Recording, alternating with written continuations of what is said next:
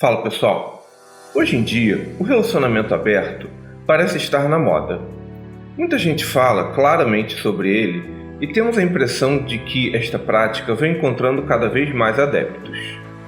Já outros dizem que este tipo de relacionamento não é um casamento de verdade, que isso é promiscuidade, falta de vergonha na cara, etc. Mas afinal, tem como um relacionamento aberto dar certo?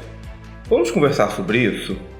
Se você curtiu a proposta, quer ampliar seus conhecimentos e participar do debate, dá o like, se inscreve no canal, ativa o sininho e vem comigo! Este é o canal Agora Gay, um espaço onde conversamos sobre filosofia, religião, política e cultura sob o ponto de vista gay.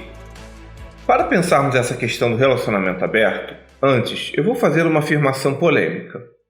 Durante muitos séculos, a maior parte dos relacionamentos sempre foram abertos. Sempre. Mas apenas para o homem.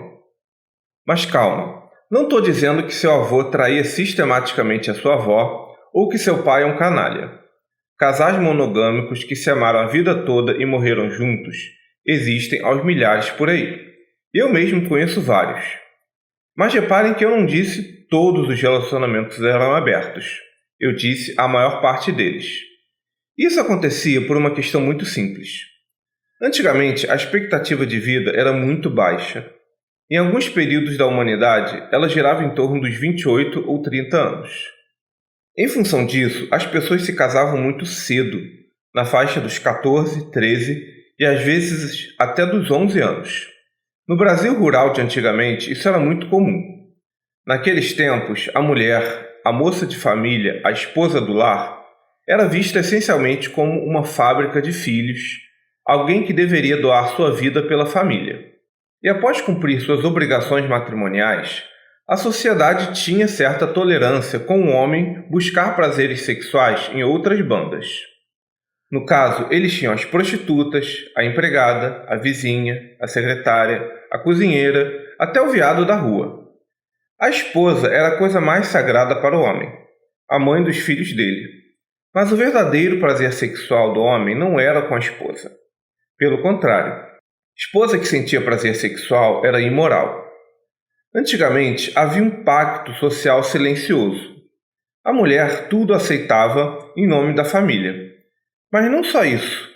Ela não trabalhava. Logo, não tinha muito o que fazer. Contudo, elas não eram santas. Para não engravidarem fora do casamento, também faziam sexo oral e anal com o vizinho, o primo, os empregados da casa, o porteiro e tudo mais. Novamente, repito, isso não significa que todo casal heterossexual era assim. Sempre houve e ainda há casais monogâmicos belíssimos. Contudo, a questão da monogamia em casais heterossexuais sempre teve uma imensa névoa tóxica de hipocrisia.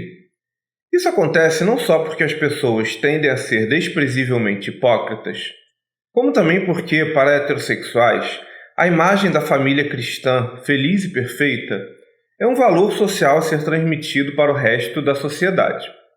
Atrás desse escudo, as pessoas sempre esconderam suas piores perversões.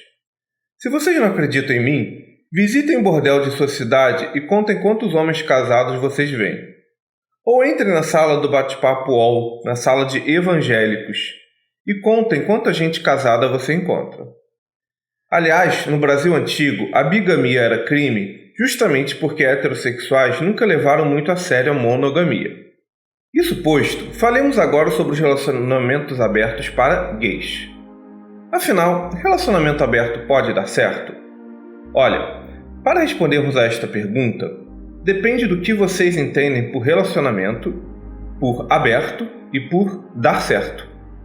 Vocês podem dizer, ai Felipe, quanta pergunta retórica chata. Eu sei. Definir os termos corretamente antes de uma conversa sobre eles é chato. Mas este movimento é fundamental para qualquer conversa civilizada.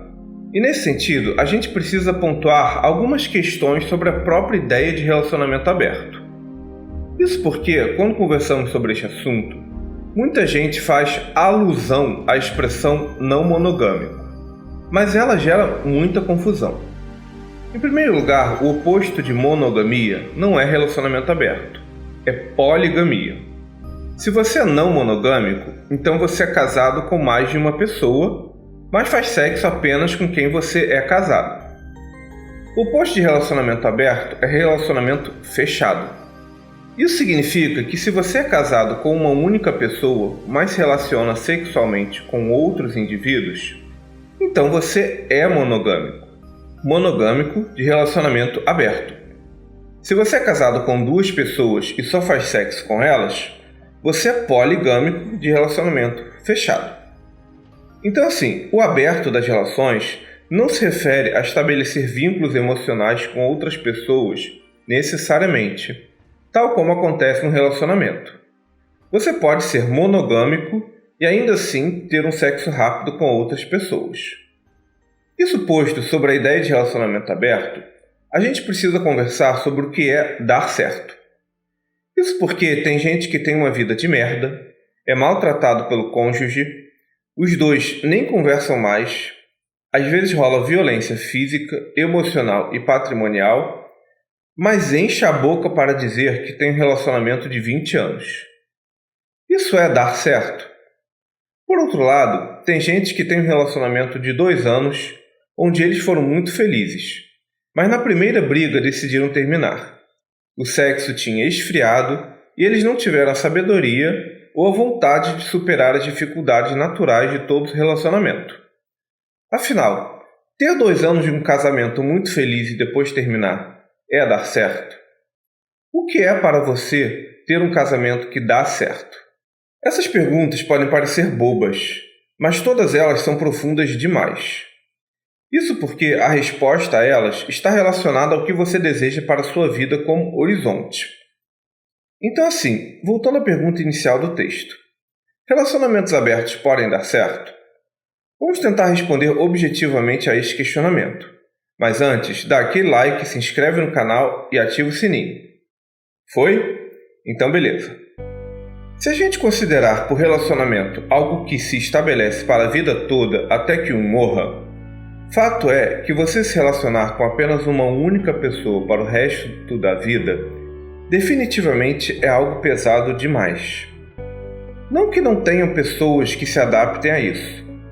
Não que não haja indivíduos que sublimem seus desejos em nome do ideal da família nuclear e fechada. Contudo, para a maioria das pessoas, você se casar com alguém aos 25 anos e, para o resto da vida, até os 70 anos, ter sexo com apenas uma única pessoa é um exercício pesado demais. Porém, antes da gente acusar a monogamia fechada de opressiva e patriarcal, nós temos que ter alguns cuidados aqui. Existe uma lógica nela, e para entendermos isso, é preciso que compreendamos como, quando e por que relacionamentos fechados foram criados. No passado, não havia testes de DNA. Logo, o homem que ia para a guerra arriscar a sua vida pela sua família precisava ter certeza que o filho era dele. A transmissão da propriedade aos herdeiros legítimos era uma questão real. Além disso, não se conhecia maneiras muito eficientes de se evitar a concepção ou doenças. A monogamia era uma barreira contra essas coisas. Naqueles tempos, achar uma mulher para transar era difícil. Logo, o homem tinha que ter certeza que, quando voltasse para casa, ia ter uma esposa disponível. Até aqui, o que dá para perceber é que a monogamia foi feita para heterossexuais, por heterossexuais e dentro de uma lógica heterossexual num contexto social muito diferente. Ela não foi feita exatamente para os homossexuais. Contudo, desde a revolução científica e tecnológica, o mundo e as sociedades, principalmente no Ocidente, mudaram absurdamente. As pessoas passaram a controlar muito mais coisas que antes pertenciam ao acaso. Além disso, nós passamos a viver muito mais tempo. A expectativa de vida mudou de 40 para 70 anos. Se antigamente você transar fora do casamento representava vários riscos, hoje em dia, se é consentido e você se previne com doenças, o que acontece quando o marido ou uma esposa se relacionam sexualmente de forma paralela com outras pessoas? Absolutamente nada. Logo, nem os heterossexuais seguem 100% o ideal de relacionamento fechado para o resto da vida. Aliás, se é que algum dia seguiram, né? As pessoas mentem muito quando falam disso. E aí vocês podem me perguntar, mas afinal, relacionamento aberto pode dar certo? Cara, eu gostaria de responder essa pergunta com outra pergunta. Relacionamentos fechados necessariamente dão certo por serem fechados? No mundo todo, as taxas de divórcio são altíssimas. Isso porque eu nem estou falando dos números de feminicídio e agressão doméstica. Vocês podem contra-argumentar. Ah, mas no relacionamento aberto, a pessoa pode se apaixonar pela outra. Tá, mas e desde quando relacionamentos fechados impedem que um dos cônjuges se apaixonem pelo colega de trabalho ou pelo vizinho ou vizinha e jogue um relacionamento pro alto em nome dessa paixonite? Vocês conseguem perceber que não é o fato de ser aberto ou fechado que vai fazer uma relação dar certo? Então, respondendo objetivamente, nas minhas observações com casais homoafetivos, os casais mais sólidos e de longo prazo que eu já vi têm algum grau de abertura nos relacionamentos. Não que não haja casais monogâmicos fechados de longo prazo e felizes, mas eu observei que uma pequena flexibilidade para se relacionar com outras pessoas ocasionalmente tende a arejar o relacionamento depois de alguns anos, onde há o peso do convívio e do cotidiano. Nessa discussão, acho que a gente tem que pontuar algumas balizas. Sempre que se fala em relacionamento aberto, quase sempre as pessoas imaginam uma vida promíscua de pessoas que estão toda semana com alguém diferente e fazendo sexo adoidado. Contudo, esse nunca foi o ideal de relacionamento aberto. Se você é uma pessoa que tem uma pulsão sexual muito grande, talvez você nem devesse se casar ou se relacionar antes de resolver essas questões dentro de você. A meu ver, o relacionamento aberto dá certo quando as coisas são moderadas e na medida certa. Até porque, na prática, nada é tão simples quanto parece. Se a gente está falando de um casal que mora junto e construiu uma vida a dois, por exemplo, como será a tal abertura desse relacionamento? Um dos pares vai trazer gente desconhecida para dentro da casa em que os dois moram? Olha, eu já vi situações onde uma pessoa trouxe uma outra para casa e foi ameaçada e roubada. E aí, o parceiro do outro vai se sujeitar a ter suas coisas afanadas? Até pode-se ir para o motel. Contudo, isso demanda dinheiro. Em muitos casos, os recursos da família são escassos. E o dinheiro que se gasta com motel poderia se gastar com coisas para casa, por exemplo. Se os dois ganham bem e isso não é um problema, vida que segue.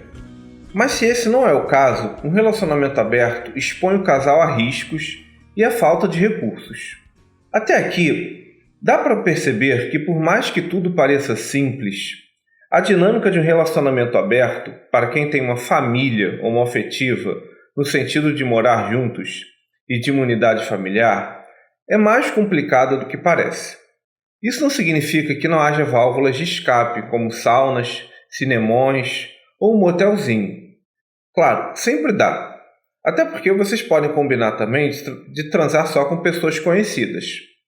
Mas o que eu quero chamar a atenção aqui é que sexo sempre demanda dinheiro. E quando se tem uma família, não dá para sair gastando recursos adoidado em busca desse tipo de prazer. E aí a gente entra na questão das doenças sexualmente transmissíveis. Promiscuidade não significa necessariamente doenças. Afinal, se a pessoa se cuida, isso não é um problema. Contudo, de um ponto de vista estatístico, quanto mais parceiros sexuais você tem, maior é a probabilidade de alguma coisa ruim acontecer. E aí você está trazendo doenças para dentro da sua casa e expondo seu parceiro a riscos. Vale a pena? Então assim, acho que já dá para perceber que por mais que um relacionamento aberto não seja necessariamente errado ou ruim, a vida prática impõe uma série de dificuldades. Claro, isso vai depender da natureza do seu relacionamento. Se você tem um relacionamento onde cada um tem casas separadas, existe um espaço maior para este tipo de negociação. Seja como for, se antigamente nós éramos esmagados pelas tradições e não tínhamos nenhum espaço para o novo, hoje em dia temos muita liberdade de construir algo que seja mais afinado com nossas necessidades e nossa personalidade. Só que tudo nessa vida tem regras, até relacionamento aberto.